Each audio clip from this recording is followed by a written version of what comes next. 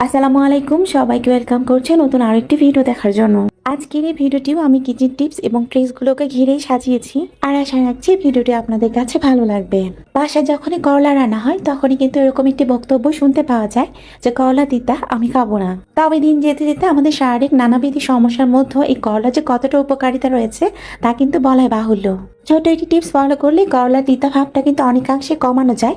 যেমনটা করলা কেটে নেবার পর আমি একটু লবণ পানির মাঝে করলাগুলোকে ডুবিয়ে রাখবো 5 থেকে 10 মিনিটের জন্য। এরপর ধুয়ে যেভাবে রান্না করতে চাই রান্না করব। আর এই টিপসটি ফলো করলে করলার তিতা ভাব অনেকাংশেই কমে আসবে।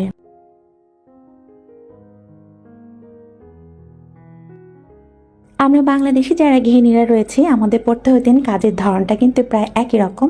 তবে কাজ করার মাধ্যমটা এক একজনের এক এক রকম হতে পারে, তবে কাজের তালিকাগুলো কিন্তু প্রায় সেম।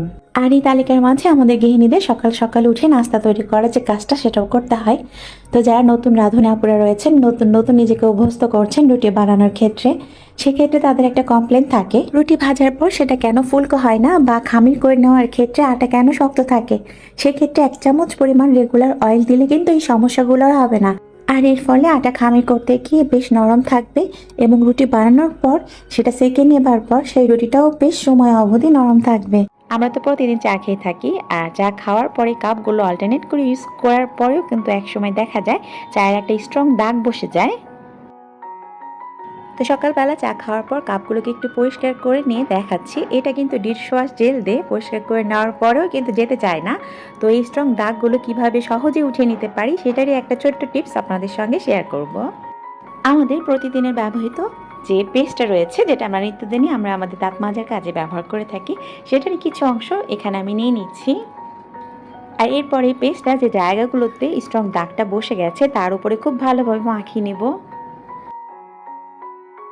পেস্ট মাখানো অবস্থায় কাপগুলোকে আমি 10 থেকে 15 মিনিটের জন্য এইভাবে রেখে দিচ্ছি, আর এতে কিন্তু খুব ভালো ফল পাওয়া যায়।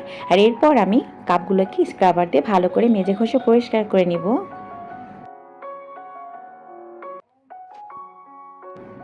কাপগুলো পরিষ্কার করে নেওয়ার পর আপনাদেরকে ধুয়ে দেখাচ্ছি যে দাগগুলো কিন্তু একদমই উঠে যাবে।